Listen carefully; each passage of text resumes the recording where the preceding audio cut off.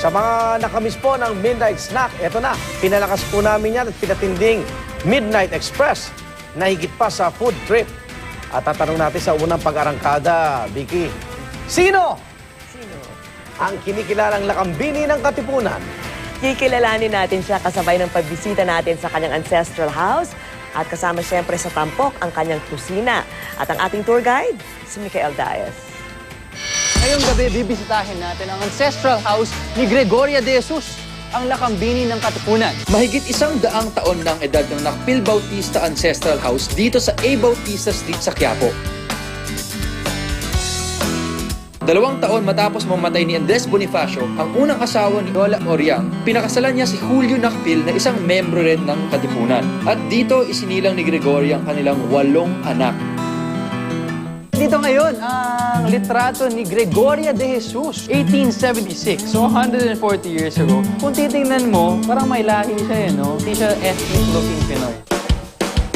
Si Gregoria de Jesus mahilig magluto. O siya pala magluluto para sa mga Katipunero tuwing may event sila. At sa sobrang hilig niya magluto, ang pinaka-interesting dito, siya ang gumawa ng sarili niyang mga utensils at cookware. Andito tayo ngayon sa kitchen ni Oriang and ayan, ito yung ginagamit ni Oriang. Siguro habang niluluto niya ang kanyang specialty na pinatisang alimango. Sana nandito siya para paglutuan kami. Ayon sa kwento ng mga apo ni Lola Oriang, mahilig daw itong magkape at madalas ito rin ang sinisilbi niya sa mga bisita niya. Hilig rin mo sa kape? We have something in common with Gregoria de Jesus. Ang pride ay napakalaki at ang responsibilidad din ay napakalaki. Ilang pala natapos ang storya ng aming pamilya nung nagtapos na ang panahon ng revolusyon. So kailangan inaano rin namin sa buhay namin yung dalawang napamanas sa amin ng storya ng pamilyang ito.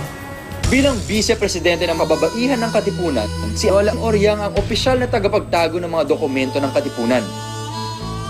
Dito ay sumasayaw siya kasama yung mga ibang babae. So yun ang isa sa mga papel ng mga babae na Katipunero. Sumasayaw sila in front of the Spanish people to distract them habang nagmi-meeting ang mga Katipunero.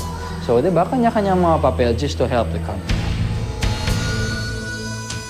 Ang bahay na ito ay tanda ng lahat na ginawang kabutihan ni Lola Oriang para sa ating bansa. Ito ang Midnight Express. Ako po si Micael Daez. I hope you enjoyed. See you again.